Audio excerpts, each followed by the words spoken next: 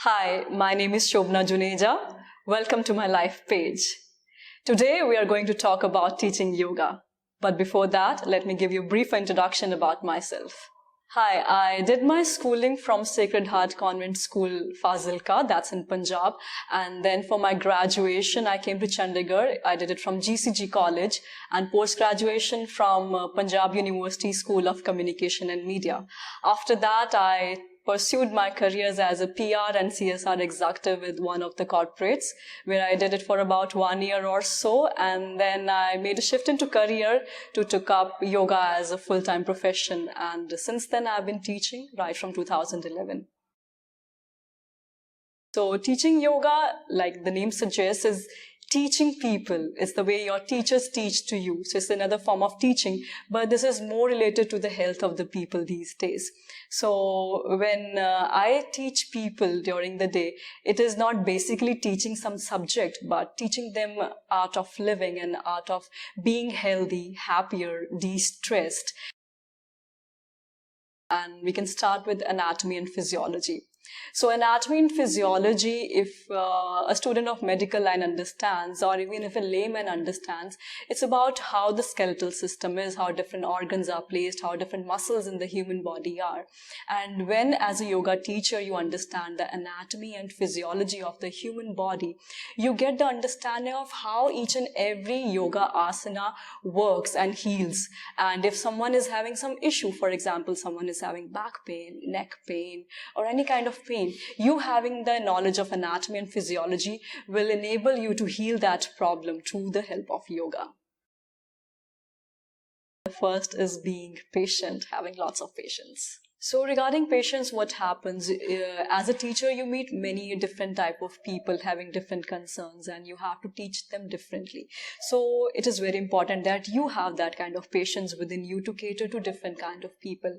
And I understand that patience won't come naturally to all of us, but it is ensured that when you practice yoga as a practitioner, it gets imbibed into your very personality, and it gets into you very easily, very naturally. You don't have to strive to be patient. You just get patient very naturally.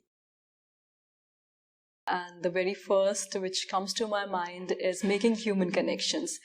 What happened when I started teaching yoga, I was not very expressive. I was not very much into talking people instantly. But gradually, I realized that I could open up with people very quick, very fast, and I could make human connections and networks very naturally.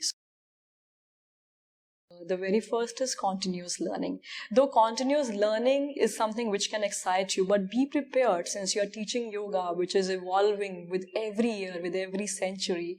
You should be able to learn the newest forms. You should be able to also make out your own forms. You should be able to have that kind of money to invest into new courses. Or you should keep your mind open and your senses open to learn more and more about yoga if you want to be a good teacher. I normally get up at about 4 a.m. and I start with my own yoga practice, and I go for a small walk and I do my own yoga practice like meditation and maybe yoga asanas.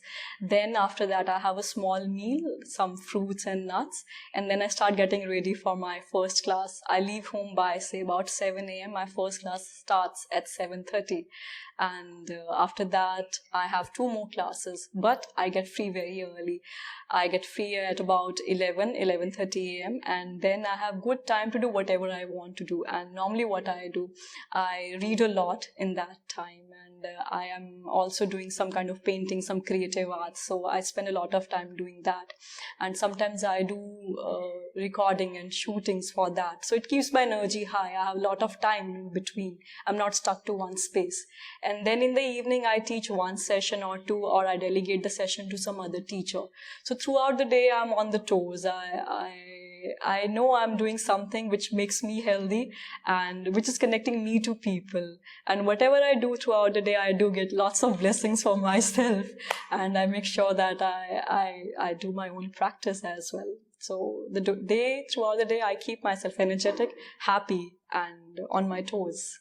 I hope I've been able to give you a balanced view of teaching yoga. Thanks a lot.